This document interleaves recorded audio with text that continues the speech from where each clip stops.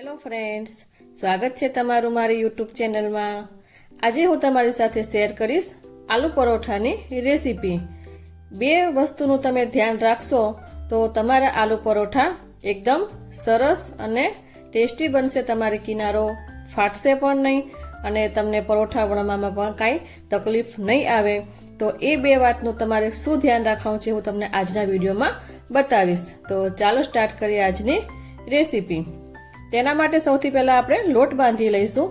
મેં અહીંયા આગળ 2 કપ જેટલો ઘઉંનો લોટ લીધો છે અને તેની અંદર આપણે સ્વાદ પ્રમાણે મીઠું નાખીશું।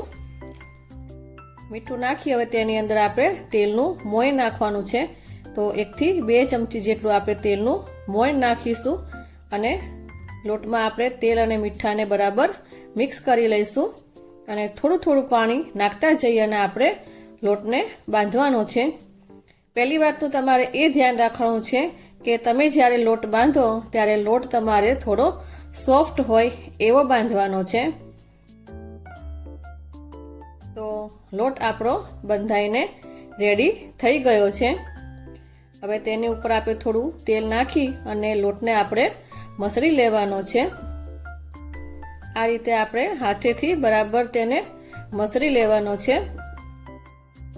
અને લોટને આપણે થોડો સોફ્ટ કરી લઈશું અને આપણે આને રેસ્ટ આપવા માટે 10 થી 15 મિનિટ માટે મૂકી દઈશું। હવે બીજી બાજુ આપણે મેં બટેકા બાફીને રેડી કરી લીધા છે। તો બટેટાની આપણે છાલ ઉતારી લઈશું। તમે જ્યારે પણ બટેકા બાફો ત્યારે તમારે એ વાતનું ધ્યાન રાખવાનું કે બટેટામાં તમારે પાણી ન ચડી જવું જોઈએ। બટેટા આપણા એકદમ કોરા હોય એવા રહેવા જોઈએ। તમારે બટેટાને થોડા ટાઈમ પહેલાં અગાઉથી બાફી લેવાના જેથી તે થોડા કોરા થઈ જાય। પછી આ રીતે આપણે પોટેટો મેશરની મદદથી તેને એકદમ ઝીણા એવા કરી લેવાના છે, એકદમ મેશ કરી દેવાના છે। હવે આપણે એક મસાલો રેડી કરવાનો છે। તેના માટે મેં અહીંયાથી 1/2 ઇંચ જેટલો આદુનો ટુકડો લીધો છે, 1 નંગ લીલું મરચું લીધું છે, 2 નંગ આપણે લસણની કળી લઈશું, 1 ચમચી ભરી અને આપણે આખા ધાણા લઈશું, 1/2 ચમચી આપણે વરિયાળી લઈશું અને 1/2 ચમચી આપણે જીરું લઈશું। આ બધાને આપણે અધકચરું એવું વાટી લેવાનું છે અને આપણે મસાલો રેડી કરી લેવાનો છે। તો મસાલો આપણો બનીને રેડી થઈ ગયો છે। હવે એક કડાઈની અંદર આપણે 2 થી 3 ચમચી જેટલું તેલ લઈશું અને તેલ ગરમ થાય એટલે ચપટી આપણે હિંગ નાખીશું અને આપણે જે મસાલો વાટીને રાખ્યો હતો તે મસાલો આપણે તેની અંદર ઉમેરી દઈશું અને તેને આપણે 1 મિનિટ માટે સાતળી લેવાનો છે।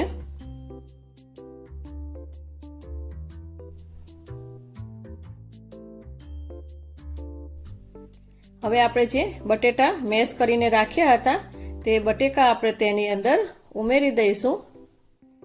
બટેટાનો મસાલો તમારો જો ભીનો કે ઢીલો હશે તો તમને આલુ પરોઠા વણવામાં મજા નહીં આવે। એટલે તમારો મસાલો જે છે એ ડ્રાય હોવો જોઈએ, એ તમારે ખાસ ધ્યાન રાખવાનું છે। હવે તેની અંદર મસાલા કરશું તેમાં આપણે 1/2 ચમચી લાલ મરચું નાખીશું, 1/2 ચમચી હળદર નાખીશું, 1/2 ચમચી ધાણા જીરું પાવડર નાખીશું અને મીઠું આપણે સ્વાદ પ્રમાણે નાખીશું। તમે બટેકા બાફતી વખતે નાખ્યું હોય તો એ પ્રમાણે તમારે જોઈને નાખવાનું અને 1/4 ટીસ્પૂન જેટલો આપણે ચાટ મસાલો એડ કરીશું અને આ મસાલાને આપણે બટેટાની સાથે બરાબર મિક્સ કરી લેવાના છે અને મસાલાને આપણે થોડી વાર માટે સાતળી લઈશું।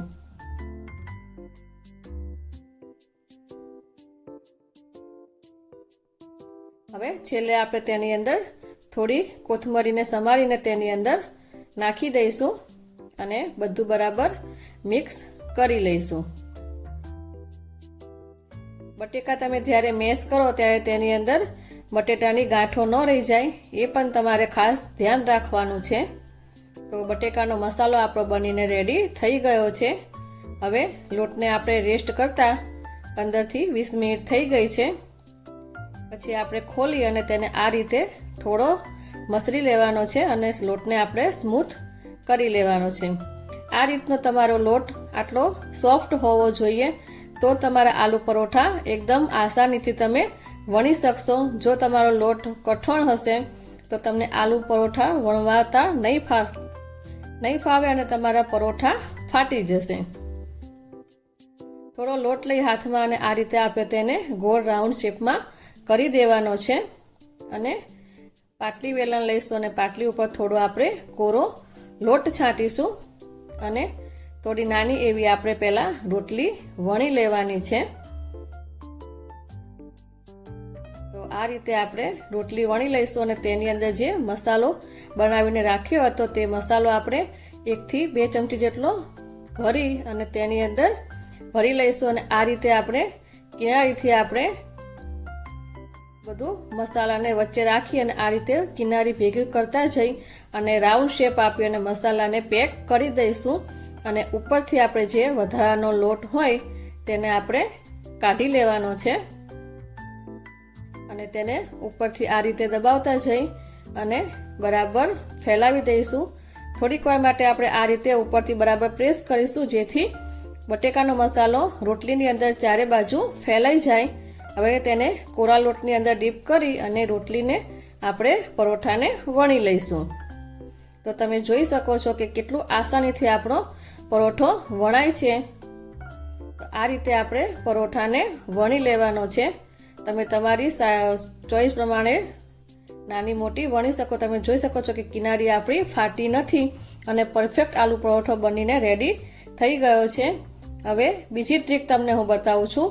આ રીતે રોટલીનો લોટ લેવાનો છે અને તેને આ રીતે વચ્ચે ખાડો કરવાનો છે અને તેની અંદર આપણે મસાલો ભરવાનો છે.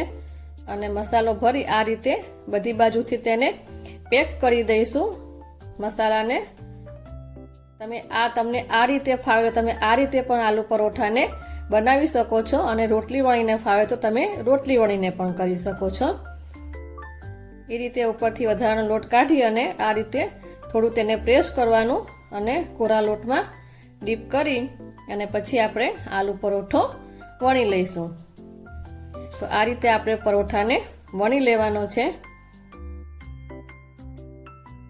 તમારો લોટ સોફ્ટ હશે તો તમારા પરોઠા વણવામાં તમારે ફાટશે નહીં અને સરસ રીતે તમારા આસાનીથી પરોઠા વણાઈ જશે. હવે તેને શેકવા માટે મેં અહીંયા આગળ એક તવી લીધી છે અને તેની ઉપર આપણે પરોઠાને નાખી દઈશું. નીચેનો ભાગ થોડો શેકાય એટલે પછી તેને આપણે પલટાવી લેવાનો છે અને તેના ઉપર આપણે તેલ લગાવીશું. જો તમે ઘીમાં શેકવા માંગતા હોવ તો તમે ઘીમાં પણ આલુ પરોઠાને શેકી શકો છો. બીજી બાજુ આપણે ફેરવી લઈશું અને પાછું તેના ઉપર તેલ લગાવીશું અને બંને બાજુ આપણે ક્રિસ્પી થાય ત્યાં સુધી આપણે તેને શેકી લેવાના છે. આપણા આલુ પરોઠા એકદમ ફૂલી અને દડા જેવા તૈયાર થઈ જશે. તો બંને બાજુથી આપણે ક્રિસ્પી થાય ત્યાં સુધી દબાવી અને આપણે તેને શેકી લેવાના છે. તો તમે જોઈ શકો છો કે આલુ પરોઠો બંને બાજુથી શેકાઈ ગયો છે. આપણે તેને સાઈડમાં રાખી દઈશું અને એ જ પ્રમાણે આપણે બીજા આલુ પરોઠાને પણ શેકી લઈશું. એ જ રીતે આપણે બધા આલુ પરોઠાને રેડી કરી લેવાના છે.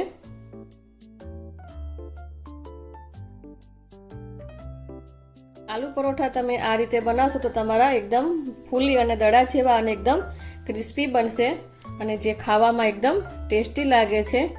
તો આલુ પરોઠા આપણા રેડી થઈ ગયા છે.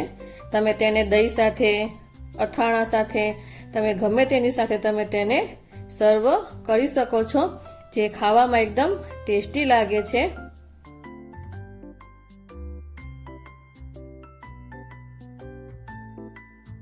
તો તમને મારી આજની રેસીપી કેવી લાગી મને કમેન્ટ બોક્સમાં જરૂરથી જણાવજો. જો તમને મારો વિડીયો ગમ્યો હોય તો મારા વિડીયોને લાઈક કરી, શેર કરી અને મારી ચેનલને સબસ્ક્રાઈબ કરી દેજો. તો ફરી મળીશું આપણે નવા વિડીયો સાથે.